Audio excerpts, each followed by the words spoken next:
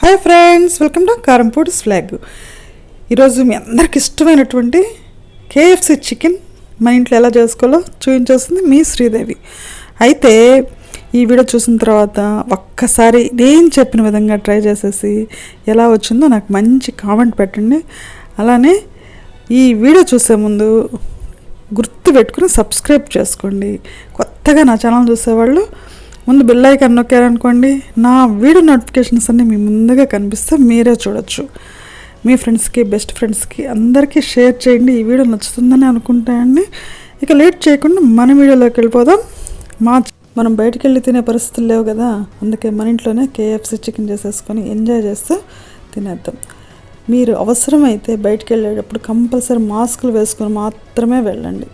చికెన్లో ఫ్యాట్ తక్కువ ఉంటుంది కాబట్టి వారం 2-3 సార్లు అయినా తినొచ్చండి, ఇబ్బంది ఏం లేదు. మటన్ మాత్రం తినవాకండి, దాంట్లో చాలా ఫ్యాట్ ఉంటుంది. ఇప్పుడు ఒక 1/2 కేజీ చికెన్ తీసుకొని వచ్చి శుభ్రం కడిగేసి దానికి తగినంత సాల్ట్ వేసాను, అలానే కారం కూడా వేసేసాను.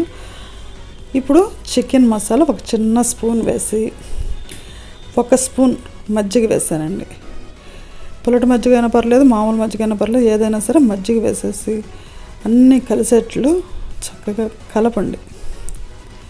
ఎంత బాగా కలిపితే అంత బాగా వస్తుంది మన KFC చికెన్. ఇట్లా కలిపిన తర్వాత మూత పెట్టేసి పక్కన పెట్టేసుకుందాం.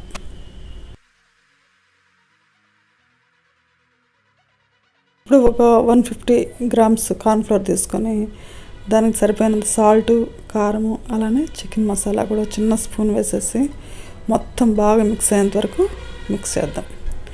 మిక్స్ చేసిన తర్వాత ఇది కూడా పక్కన పెట్టేసుకుందాం. ఇప్పుడు ఒక 3 కోడిగుడ్లు తీసుకొని ఒక బౌల్లో పగలగొట్టి వేసేసి చక్కగా బీట్ చేసేసుకుందాం.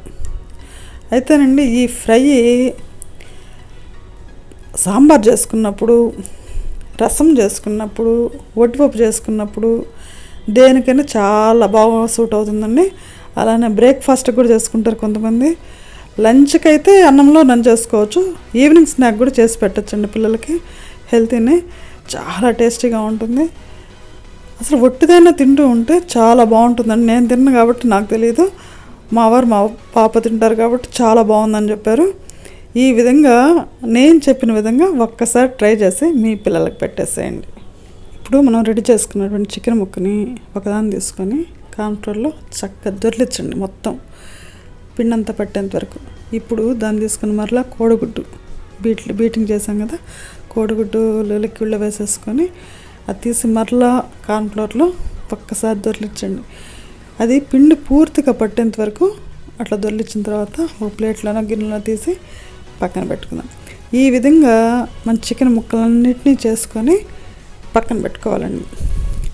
ఇలా పక్కన పెట్టుకున్న తర్వాత మన డీప్ ఫ్రైకి సరిపోయినంత నూనె తీసుకొని స్టవ్ మీద పెట్టేసుకుందాం.